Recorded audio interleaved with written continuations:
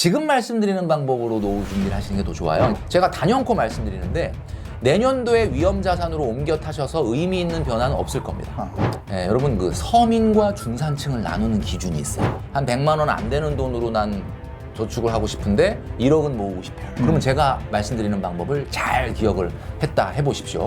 여러분의 월급을 여러분의 한계라고 묶어놓지 마시기 바랍니다. 네, 셀코TV 탐나는 재테크 돈으로 혼쭐 내는 남자 돈줄남 김경필 머니 트레이너와 함께하고 있습니다. 2024년은 아마 경제는 계속 위기일 거다. 굉장히 어려울 것이다. 이렇게 얘기를 해주셨는데 어쨌거나 재테크하는 분들 주식이나 부동산 이런 투자에 대한 생각을 하실 거란 말이죠. 네. 이게 낫지 않습니까? 무조건 저금하는 것보다. 근데 사실 그 여러분도 아시겠지만 입사를 같이 한 네. 우리 신입사원이 있는데 동기들은 한 6년, 7년 만에 다 1억 정도 이렇게 저축을 해서 모았어요. 근데 한 친구만 2천만 원밖에 없어. 그럼 그 친구는 2천만 원을 모은 걸까요? 아니면 쓰다 남은 걸까요? 쓰다 남은 거죠. 그럼 모은 거 아니지 그거는. 그죠? 뭐 양심상 남긴 거라고 볼 수가 있겠죠. 그럼 그분은 야, 안 되겠다. 내가 이제 우리 동기들은 다 보고 물어보니까 대충 한 1억 정도는 있던데 똑같은 월급 받으면서 내가 2천만 원밖에 없으니 얼마나 사실 자기가 뒤처졌다고 생각을 하겠습니까? 이때 머릿속에 떠오르는 게 바로 인생 역전이에요. 그러니까 한마디로 얘기해서 한방 주식이나 코인에 들어가는 사람의 99%가 저축을 소홀히 한 사람들이에요. 여러분 또 찔리셨죠? 제가 많이 만나봐서 아는데 굉장히 주식에 몰두하고 있는 사람들을 보면 평상시에 저축을 안 한 사람들이 많아요. 자, 그러면 제가 여러분들에게 한번 말씀드리도록 하겠습니다. 지금부터 10년 전입니다. 아마 우리 이종환 아나운서님도 기억하시겠지만 지금부터 10년 전이면 2013년도거든요. 2013년도는 지금보다는 경기가 좋았습니다. 뭐 그 당시엔 또 어렵다 그랬지만 지내놓고 보니까 그때는 좀 좋았었던 시절인데 당시에 모든 증권사에서 핏대를 세워가면서 이 주식은 우량주니까 무조건 장기 투자하면 성공합니다라고 투자를 찝어줬던 10개 종목이 있었어요. 아마 그 종목을 여러분들도 들으시면 아실 겁니다. 삼성전자, 네이버, 포스코, 현대차, SK텔레콤, 뭐 대한항공, 삼성생명, 현대상선, KT, KTNG 뭐 이런 회사들입니다. 여러분 뭐 들어보면 다 아실만한 회사들이고 이 회사들 지금 다 잘 나갑니다. 자, 그러면 2013년 전이면 지금부터 10년 전이죠. 10년이면 강산도 변화예요. 그러면 이건 뭐 10년 전에 이걸 투자했다면 지금 그래도 뭐 오르지 않았을까? 지금 정확하게 2023년 10월 종가 기준으로 제가 얼마 전에 계산을 해봤는데 이 10개 종목 중에 6개가 플러스 4개가 마이너스였어요. 그래서 그래도 6개는 10년 정도 투자하니까 어쨌든 플러스네. 자, 우리나라의 근원물가 지수라는 게 있습니다. 그러니까 식품과 에너지 값을 뺀 나머지의 근원물가 지수가 있는데 이거 10년 평균이 한 2% 정도 되거든요. 그러니까 1년에 한 2% 정도는 근원물가 상승률이 있다는 거죠. 그걸 제외하고 제가 딱 봤어요. 그랬더니 딱 2개 빼고 다 마이너스입니다. 그런 거예요. 네. 여러분. 누가 그걸 우량주라고 합니까? 그런데 여러분들이 이제 착각하시면 안 되는 게 이 주식에 뭔가 있을 거라고 생각하시는 분들이 많은데 제가 말씀드리잖아요. 그러니까 주식 투자라는 것이 어떤 세계인지를 제가 지금 좀 전에 어떤 사람이 주식에 몰두한다 그랬습니까? 저축을 소홀히 한 사람들. 자, 우리 시청하시는 많은 시청자분들이 어느 날 갑자기 이러고 있었는데 주변에서 막 무용담이 들리는 거야. 주식해서 뭐 돈 벌었다, 뭐 몇 프로 먹었다. 맞아요. 그러면 갑자기 막 불안해지면 나만 주식, 내가 이 주식 나도 분산 투자 좀 해야 되는 거 아니야? 라고 마음속에 공포감이 일어나는데 그 공포감을 우리가 FOMO라고 합니다. FOMO. 옛날에 한동안 유행했던 말이에요. FOMO가 뭐냐면 Fear of Missing Out이라 그래서 나만 뒤처지는 거 아닌가 하는 공포감입니다. 자, 이 공포감이 이렇게 극에 달했을 때 안 되겠다. 나도 투자를 해야 되겠다라고 주식시장에 뛰어들게 되거든요. 그때가 꼭지예요. 그러니까 항상 나는 왜 이렇게 나만 하면 안 되느냐. 그게 공포감이 들었을 때 행동에 옮기니까 그런. 여러분들이 어떤 기업을 관찰을 하다가 저 기업에 투자하면 무조건 나는 미래에 성공할 수 있을 것 같아 라는 확신과 신념이 들어서 그 누구 얘기도 들은 적이 없는데도 그 회사에 투자했다면 여러분들은 성공할 가능성이 있지만 여러분이 주식을 시작하게 된 계기가 뭡니까? 물어보면 그때 내가 왜 하게 됐더라? 아 그때 막 주변에서 막 다들 뭐 돈 벌었다 그러는데 아 나만 좀 뒤처지는 것 같아서 그 공포감에서 시작했잖아. 그 공포감이 들었다는 게 그게 꼭대기였다는 뜻이거든요. 그러니까 여러분 주식을 통해서 뭔가 의미 있는 유의미한 변화가 있을 거라는 생각은 공포일 뿐이지 현실은 그렇지 않습니다, 여러분. 제가 말씀드릴 수 있어요. 그러니까 제발 공포감으로 시작하지 마셔라. 라는 말씀을 드리고 싶습니다. 그렇다면 내가 저축을 하는 방법에 있어서 저축으로 목돈을 좀 모아야 될 텐데 그럼 저축을 해서 목돈을 모을 수 있는 팁을 몇 가지 정도 알려주셔야 될 거 아니에요? 네. 아까 동기들은 다 1억 모았는데 본인은 2천만 원밖에 없더라. 그 8천만 원은 어딘가로 사라진 거잖아요. 그 8천만 원이 뭐 아름다운 추억으로 인별그램에 있겠지. 근데 문제는 돈을 어떻게 모을 거냐라고 하는 건 제가 늘 강조하는 거지만 1억 정도 모은 분이 이제 1억 정도 모았으니까 저축을 계속하면서 이 1억을 100% 예금으로 돌리는 것보다는 일부를 조금 주식 같은 데 위험 자산에 옮겨서 분산 투자를 해보자. 네. 그러면 그거는 분산 투자가 맞아요. 근데 아까 말씀드렸던 것처럼 2천만 원밖에 못 모았으니까 불안해서 이 2천으로 한번 인생 역전해보자라고 주식시장에 들어가면 그거는 분산 투자가 아니다라는 거죠. 자, 그러면 우리가 1억까지는 사실 어떻게 보면은 위험 자산으로의 어떤 분산보다는 딱 예적금으로 모으라는 이야기인데 그럼 1억을 어떻게 모을 거냐라는 방법론이 이제 나오는 거잖아요. 네. 지금 말씀 주신 것처럼. 그럼 이재용 아나운서님한테 제가 거꾸로 볼게요. 만약에 지금부터 1억을 모아야 된다. 뭐 그게 3년이 걸릴지 5년이 걸릴지 뭐 이렇게 모아야 된다라고 어떤 목표가 생기셨어. 네. 그러면 우리 시청자분들에게 이재용 아나운서님 같으면 어떻게 모으시겠습니까? 저는 그냥 저축이에요. 왜냐하면 제가 그동안 살면서 얼마나 많이 주식에서 상처를 입고 그렇죠. 얼마나 많이 또 뭐 여러 가지 기타 등등 투자해서 손실을 받겠습니까? 근데 지금 보니까요. 딱 그렇게 요즘 같은 경우는 금리가 그래도 한 4% 정도. 그 4% 넘는 데도 있고. 이렇게 해서 3년을 주식에 넣어놨다고 내가 12%를 벌 수 있는 게 아니에요.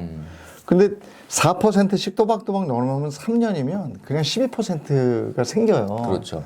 복리로 얘기하면 네. 조금 더 붙을 수 있죠. 근데 요즘에는 이게 맞아요. 주식 상승기가 아니기 때문에. 근데 요 시기를 놓치면 안 되거든요. 그러니까 저는 이렇게 모으겠어요. 네. 사실 제가 말씀드리려고 하는 것과 맥락이 같은데 지금 금리로 5년에 1억 만들려면 153만 원을 매달 저축을 하면 되거든요. 근데 153만 원이 어떤 분한테는 뭐 그 정도 할 수 있지라고 얘기하는 분도 있지만 대부분의 분들은 153을 어떻게 하냐. 자, 그래서 그러면 153만 원이 좀 어렵다 그러면은 우리 이재용 아나운서님이 추천했던 것처럼 따박따박 저축을 하되 조금 기간을 늘려서 한 6년, 7년으로 모아보면 어떻겠느냐. 6년, 7년 후에 1억 만드는 저축을 해보자라고 하면 106만 원이 들어가면 되거든요. 근데 많은 분들이 걱정을 하는 게 5년에 1억 만드는 거는 내가 그냥 그렇게 하면 좋겠다는 생각이 드는데 7년에 1억 그러면 느낌이 이건 너무 먼 미래인데 그 7년 후가 오기는 오냐. 그리고 7년 후에 1억 타면은 그 1억이 지금 1억 아니지 않겠느냐. 뭐 이런 생각이 드는 거예요. 그래도 1억이 나. 근데 맞습니다. 그리고 네. 중간에 끊어가야 돼요. 맞아요. 이게 한 5년 플랜, 3년 플랜 해가지고. 제가 지금 뭐 말씀드리려는 거 다 말씀해 주시는 것 그죠? 같아요. 예. 그러니까 좀 그렇게 하는 게 낫더라고. 우리 시청자분들도 공감하시겠지만 제가 말씀드린 거예요. 7년 후에 1억을 타면 지금 1억이 아니다라고 말씀하시는 분은 어떻게든 빠져나가려고 그러는 거야. 안 하려고. 그래서 내가 좋아요. 그러면 지금 여러분들은 안 하려고 그러고 저는 하게 하려고 그러잖아요. 그럼 좋다 이거야. 자, 그러면 아까 제가 얘기한 근원 물가 지수가 2% 있다 그랬으니까 그러면 7년 후에 1억이 지금 1억하고 화폐 가치가 같으려면 1억 곱하기 1 플러스 0.02에 7제곱을 하면 되는 거야. 그럼 얼마가 나오냐면 대략 1억 1,500 정도가 나와. 그러면 7년 후에 1억 1,500을 타면은 지금 1억하고 화폐 가치가 같은 거 아닙니까? 그럼 1억 1,500 만드는 저축을 하시면 되는 거예요. 자, 그러면 153만 원은 너무 커서 못 하겠다. 한 100만 원 안 되는 돈으로 난 저축을 하고 싶은데 1억은 모으고 싶어. 근데 인플레이션은 또 극복하고 싶어. 그러면 제가 말씀드리는 방법을 잘 기억을 해보십시오. 자, 95만 원을 일단 적금을 하세요. 그거 할 수 있잖아요. 95만 원. 그리고 95만 원 적금을 딱 하고 남들한테는 이렇게 얘기하는 거야. 나 1억 만들기 저축한다. 그러면 언제 타는 건데? 얼마 내는데? 이런 거 물어보면 알려고 하지 마. 다쳐. 나는 일단 95만 원으로 적금을 드는 거야. 자, 그리고 내년에 1년 후에 딱 10만 원만 더 하는 거예요. 10만 원은 더 할 수 있지 않습니까, 여러분? 그 월급도 올라갈 수도 있고 10만 원 더 하는 거. 이건 할 수 있잖아요. 그리고 그 다음에 딱 10만 원만 더 하면 이제 몇 년 안 남아요. 요렇게 하면 7년 후에 1억 2천이 나옵니다. 근데 1억 2천 중에 아까 1억 1,500만 있으면 지금 1억하고 똑같다 그랬잖아. 500 남네? 500은 2030년 월드컵 보러 가면 되죠. 그거 2030년에 타니까. 그러니까 저축하는 방식을요. 저는 항상 어떻게 저축을 하냐면 저축에 리워드를 넣어요. 그러니까 뭐 1,000만 원 타는 적금이 아니라 1,000만 원을 탄다면 1,000만 원 정도 모은 나한테는 50만 원 정도는 보상을 해야 되는 거 아닌가? 1,050을 만들어요. 그래서 1,000만 원은 다시 재투자하고 50은 뭐 한우를 먹으러 가든지 아니면 뭐 나한테 뭐 필요한 걸 사든지 이렇게 하시는 거거든요. 자, 그래서 여러분 저축하는 방법은 아까 우리 이종원 아나운서님 말씀하신 것처럼 끊어가라. 3년 모으고 뭐 그다음에 5년 갔다가 뭐 7년 간다. 이것도 굉장히 좋은 방법이고요. 매년 처음부터 똑같은 금액을 7년, 5년 하는 것은 처음이 너무 무리니 처음에는 작게 시작하지만 매년 조금씩 에스컬레이션이 되는 이런 형태로 해서 인플레이션을 잡을 수 있는 숫자의 목표를 잡아서 하셔라. 그리고 거기에 마지막에 꼭 자기에게 보상을 넣어놓는 거예요. 제가 얼마 전에 저희 그 유튜브 구독자분들하고 약속을 해가지고 264만 원짜리 적금을 또 새로 하나 들었거든요. 아, 힘들죠. 이게 과연 이제 질러놓고 야 이게 될까? 다달이? 네, 다달이. 근데 264만 원이 왜 264만 원이냐면 2026년 6월 11일 날 북중미 월드컵이 개막이에요. 아, 거기 가려고 지금. 거기 가려고. 근데 1억은 모아야 최소한 월드컵 보러 갈 수 있다. 그래서 그 1억 모으는 적금을 하는 거예요. 그래서 내가 지금 이거를 했는데 처음에 이제 구독자분들하고 약속을 하고 여러분들도 이제 같이 하자. 좀 소득이 조금 있는 분들은 같이 할 수 있지 않냐. 해서 제가 이제 기업은행에 가입한 것도 이렇게 깠어요. 그래서 이제 공개하고 했는데 처음엔 하면서도 야, 이거 근데 아씨 이거 할 수 있을까? 이렇게 했는데 벌써 이제 내일 7번째가 이체되거든요. 그럼 그 얘기 무슨 얘기냐면 29개월밖에 안 남았다는 거예요. 그 이자는 몇 프로짜리예요? 그게 기업은행에 5.13짜리. 야, 그거 괜찮다. 네, 그렇게 한 거죠. 그래서 제가 했는데 여러분 이거 거짓말이 아니라 제가 이걸 한 달 36개월을 내야만 내가 그렇죠. 월드컵 보러 가는 건데 딱 첫 달 한 번 빠지고 그날 이강인 선수가 월드컵에서 골 넣는 꿈을 꿨습니다. 그러니까 이게 무슨 얘기냐면 저축은 여러분 설레네, 이렇게 설레. 하셔야 돼요. 내가 아직 갖지는 않았지만 갖게 될 거를 생각하면서 하는 거거든요. 그래서 이런 방식으로 모으셔라. 제가 좀 아까 이제 말씀드렸던 것 중에 하나가 기본적으로 슬기로운 소비 생활 10가지를 지키라라고 했던 이유가 그거를 안 할 수 있고 지킬 수 있는 용기가 돼야 비로소 저축을 할 수가 있거든요.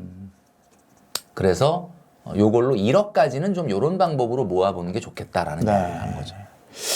그리고 이제 이 방송을 보시는 분들이 또 돈 불리는 것도 생각을 하시지만 이제 돈을 지켜야 되는 나이에 접어든 분들 계시단 말이에요. 네네.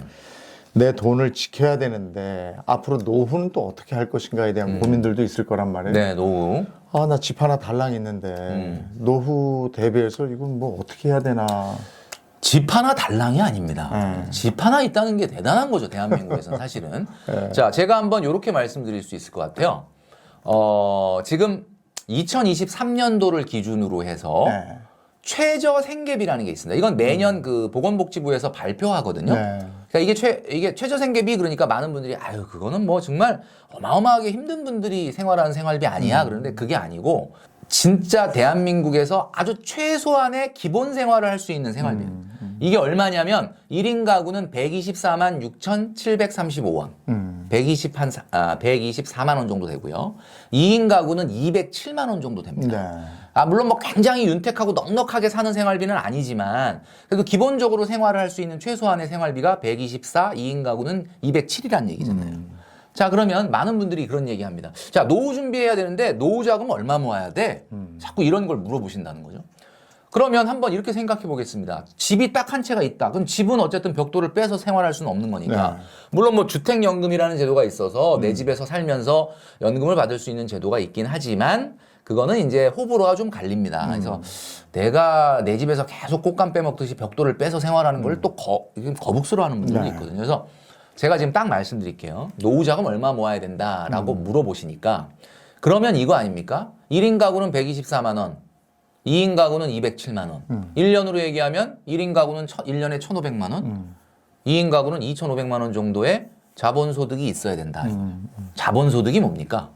내가 어딘가 나가서 막 근로를 해갖고 워킹을 해가지고 돈을 버는 소득이 아니라 그냥 가만히 있어도 1년에 1,500만 원 정도가 자본소득으로 나온다? 그럼 그 얘기는 무슨 얘기냐면 1년에 1,500만 원 정도 나온다는 건 내가 다른 건 몰라도 내가 근로소득이 잠깐 멈춰도 내가 1인 가구 최저생계비 정도의 생활비 정도는 나오네? 이런 정도의 자본이 있어야 되잖아요. 그게 지금 금리 4%로 3억 7,500입니다. 자, 1인 가구들 잘 기억하세요. 3억 7,500은 자본이 있어야 그러면 이제 거기서 나오는 최저생계비 자본소득 4%와 뭐 국민연금이라든지 뭐 이런 것들 기타 소득을 더해서 이제 조금 윤택하게 생활하실 수 있는. 자, 2인 가구 같은 경우는 얼마냐? 2인 가구 같은 경우는 4%를 기준으로 보자면은 한 6억 5천 정도. 이 정도는 있어야 최저생계비 정도가 나온다라는. 이제 우리 시청하시는 많은 분들이 자본소득이 뭐야? 뭐 이렇게 얘기하시는 분이 있는데 여러분 그 서민과 중산층을 나누는 기준이 있어요. 우리 시청자분들은 어떻게 본인을 중산층이나 부유층으로 보세요? 아니면 어떻게 서민층으로 보세요? 우리 그 카메라 감독님은 어떻게 뭐 우리 중산층이세요? 서민이 본인 어떻게 생각하십니까? 저는 서민. 서민. 빛의 속도로 대답하시죠. 근데 우리나라 분들이 좀 낮춰서 맞아. 얘기하는 경향이 상당히 있어요. 이렇게 좀 겸손한 부분인데 네, 제가 네. 딱 정해드릴게요. 얼마가 있으면 뭐 중산층이고 부유층 이게 아니고 네. 오로지 근로소득에 의존한 생활을 하면 연봉이 3억이라도 서민입니다. 그리고 서민이네. 근로소득 굉장히 더 낮춰서 후려치시는 것 같은데 중산층은 뭐냐면 근로소득도 있는데 네. 자본소득도 있어. 이자 같은 게 들어오는 근데 거야. 그게 최저생계비 정도 이상은 나와. 그러면 그건 중산층인 거예요. 네. 그리고 부유층은 뭔지 아십니까? 부유층은 오로지 자본소득으로만 생활하는 사람이에요. 시스템으로 가는 거야. 그렇죠. 일 안 해도. 그 올해 가장 히트했던 드라마 중에 더 글로리라는 드라마. 네, 네. 안 보셨죠? 우리 이 영화? 좀 봤어요. 네. 거기에 유명한 대사가 있지 않습니까? 그 유명한 대사 뭐냐면 근로소득만 내는 너는 모르는 이 종합소득세 내는 세상이 있단다. 혜정아. 이거 있잖아요. 그 대사가 있었나? 그렇죠. 그 대사. 그러니까 근로소득만 내는 너는 모르는 종합소득 내는 이 세상이 있단다. 혜정아. 이게 무슨 뜻이냐면 여러분 중산층 이상이란 뜻이에요. 그게. 그러니까 여러분 종합소득세를 내셔야 됩니다. 근로소득만으로는 안 돼요. 아니 근데 그게 아까워요. 그러니까 이제 아까 말씀이 뭐 얼마가 있으면은 1년에 뭐 우리가 최저 생계비 정도의 이자 소득이 나온다. 근데 이자 소득 2천만 원 넘어가면 그것도 세금으로 그렇죠. 그것도 종합소득세에 가져가요. 합산이 되죠. 네. 그러니까 이제 제가 얘기한 거는 그냥 기준점으로 말씀드린 게 뭐 그걸 꼭 무조건 금융소득으로 받아야 된다는 얘기가 아니라 그 정도의 자본, 그러니까 노후자금을 자꾸 물어보시니까 제가 얘기를 하는데 사실은 저는 노후자금보다는 지금 말씀드리는 방법으로 노후 준비를 하시는 게 더 좋아요. 그러니까 내가 3억 7,500을 모아야 되겠다. 6억 5천 모아야 되겠다. 이것도 좋지만 일단 그 생각보다는 여러분들이 이렇게 계산을 해보실 필요가 있어요. 내가 노후에 얼마의 생활비가 들어갈 거냐를 계산해 봐야겠다. 자, 2030도 해봐야 됩니다. 우리 PD님, 감독님도 다 해보셔야 돼요. 자, 왜 해봐야 되냐면 지금 쓰는 생활비 한번 생각해 보세요. 한 달에 얼마 쓰세요? 머릿속에 기억하셨죠? 한 달에 생활비 뭐 예를 들면 400, 500이다 생각하셨죠? 거기서 뭘 빼야 되냐면 대출 원리금 빼십시오. 어차피 은퇴하기 전까지는 대출은 다 상환한다고 가정을 하고 물론 못할 수도 있겠지만 원리금을 빼? 네. 원리금. 원금과 이자 원금과 이자 빼. 그 500만 원이 지금 생활비야. 그럼 거기서 대출 원리금 빼라는 거예요. 대출 원리금. 그리고 뭘 빼냐면 자녀 교육비를 빼셔야 돼요. 그럼 남는 게 없는데? 그 남는 게 없는 건 좋죠. 그러니까 생활비에서. 그러면 남는 게 300이다 이거야. 300. 자, 그러면 300이 여러분들의 순생활비예요. 그 순생활비에 1.5에서 2배 정도 들어갑니다. 노후에. 왜 많이 들어가지? 라고 얘기하시는 분이 있는데 이유는 간단합니다. 월요일부터 금요일까지는 회사를 가고 토요일하고 일요일만 여가 생활을 보내면서 쓴 생활비예요. 근데 노후에는 월요일부터 금요일까지 회사를 안 가지. 물론 월화수를 사회활동을 하기는 하겠죠. 그러나 여가 생활이 대폭적으로 늘어나기 때문에 무조건 1.5에서 2배는 들어간다. 자, 그러면 그 생활비를 현재 화폐 가치로 계산해 보세요. 450이다. 그럼 매달 1일 날 내 통장에 450이 꽂혀야 돼. 그러면 일단 딱 머릿속에 드는 생각이 제가 아까 서민은 근로소득에만 의존한다라고 하는 게 서민이라고 그랬잖아요. 서민이 영어로 뭔지 아십니까? 서민이 영어로 뭐 무슨 ordinary people 이런 게 아니고 working class가 서민이에요. 워킹을 하면 다 서민이다 이런 뜻입니다. 노동자네. 네. 워킹을 하면 다 그러니까 무슨 얘기야? 자본소득이 있어야 되는 거죠. 근데 자본소득이 나도 멘토님 저도 자본소득이 있는데 뭐 저기 은행에 예금 한 5천만 원 해놨더니 이자가 뭐 한 1년에 몇백 나오던데 그 자본소득은 제가 아까 얘기했잖아요. 1인 가구, 2인 가구가 생활할 수 있는 기본 생계비 수준이 안 되기 때문에 그건 아직 자본소득이라고 보기 어려운 거니까 자본소득이 발생을 해야 된다. 종합소득세를 내야 된다. 종합소득세를 내야 된다. 그 이야기 얘기는 무슨 얘기냐면 일단은 노후 준비도 돈 모으기부터 시작을 해야 됩니다. 왜냐? 내가 일단 1억 이상의 자본은 생겨야 그 다음에 야 이거를 뭐 부동산을 투자를 할지 아니면 뭐 조금 주식에 분산 투자를 할지 아니면 이걸 가지고 뭐 청약을 할지 아니면 이걸로 요즘 최근에는 우리 젊은 직장인들 중에 엔잡이 열풍이거든요.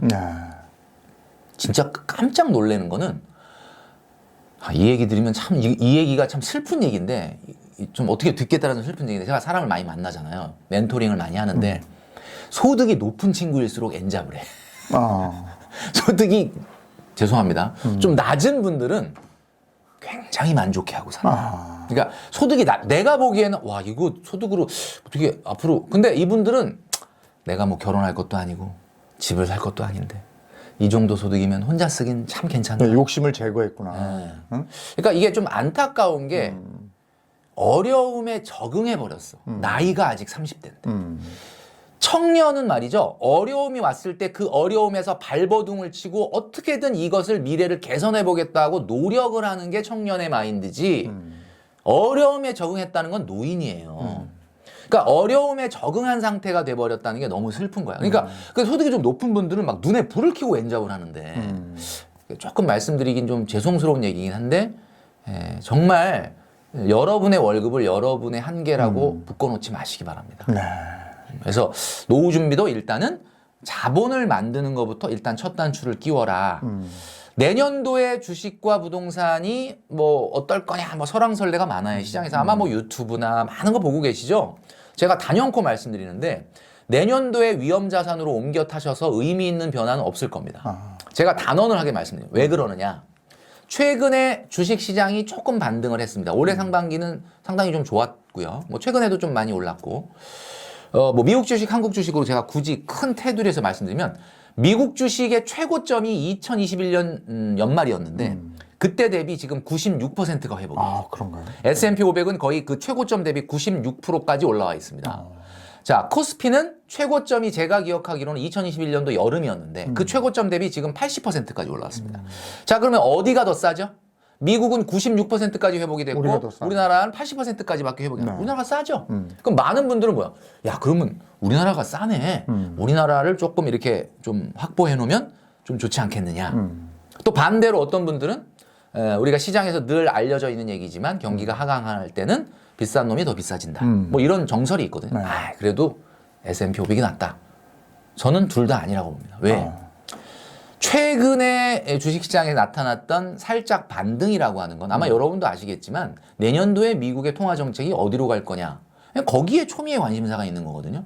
지금 뭐 앞으로 경기가 좋아질 거냐 나빠질 거냐 이게 아니고 그냥 오로지 금리가 지금 너무 높은 상태로 짓누르고 있었는데 요거 내려갈 거냐 안 내려갈 거냐에 온통 기대감이 있는 거예요. 지금 최근에 나와 있는 업데이트된 정보 여러분들도 보시고 계시겠지만 지금 정도의 상황에서는 내년도에 금리 인하의 가능성은 높아지기는 했습니다. 그런데 문제는 뭐냐? 과거와 달리 시장을 뚫어져라 열심히 점도표라는 걸 옛날에 우리 안 봤거든요. 몰랐지 그런 거. 요즘 모든 투자자들이 그거 보고 있어요. 그거 상당히 그 점도표라는 게 뭡니까? 연준이 앞으로 6개월, 1년 후에 예상 기준금리의 수준을 이렇게 예고하는 건데 이걸 시장이 보기 시작을 했고 모든 투자자들이 보고 있기 때문에 제가 봤을 때는 코로나 같은 엄청난 경제 위기가 와서 다시 금리를 막 어마어마하게 내리지 않는 한은 아무리 금리 인하를 하더라도 이미 그 금리 인하에 대한 기대감은 주식시장에 다 반영이 된 겁니다.